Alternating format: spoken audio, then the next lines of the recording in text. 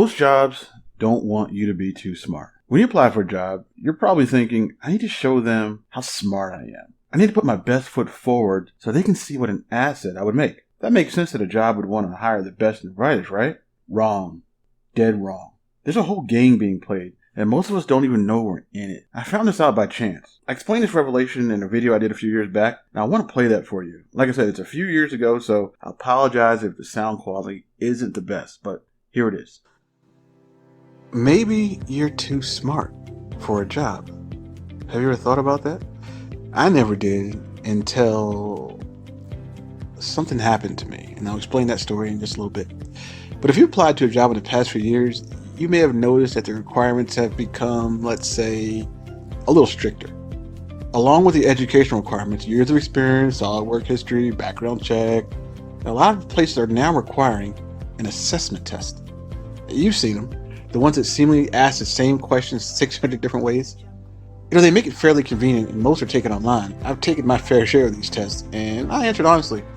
I didn't realize what was actually being assessed until a potential employer told me. Just a little background. I applied for this job as an IT recruiter. This is right before I started doing the washer and dryer thing. And I applied for a job as an IT recruiter. I met all the list of requirements: education, work history, background, etc. I went online, I took the assessment tests, as they required. The test was about 80 questions. And like I said, it seemed like it was asking me the same question over and over again. I guess they're trying to trip you up, I guess. I don't know. Well, a few days later, I received a call from the company, and we scheduled an interview. It was a small firm, and the guy who called was the owner. I went in for the interview, and the interview went well, like normal. He told me his story about being in the corporate world and how he hated it, so he decided to start his own small business. He had about 5 other people who worked in the office, and based on our conversation, we were a lot alike in our approaches and thought processes, which is why I believed he revealed to me the truth, actually. Afterwards, I was asked to take another online test. This test was an intelligence test, at least that's what he said. That test took about 30 minutes, and he got the results back immediately. Now, after the test, we sat down again. He had a huge stack of papers in front of him. The top paper had my name on it.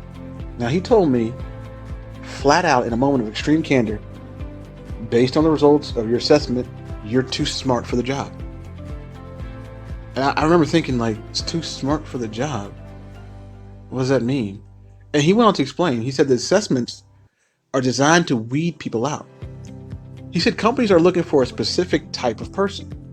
Someone who isn't too dumb, but also someone who isn't too smart. This is what he said.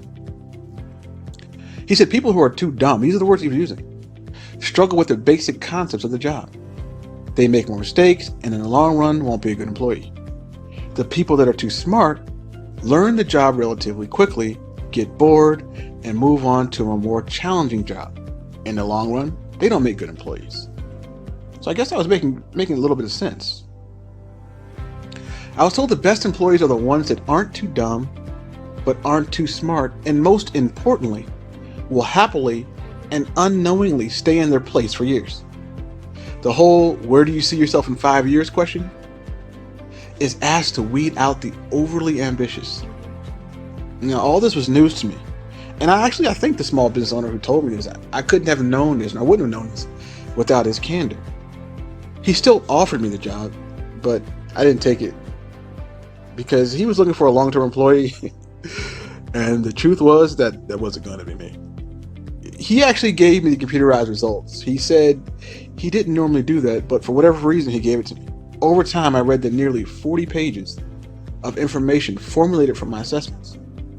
Now, I have to admit, most of it was right on the money, but in there were some warnings about me as a person.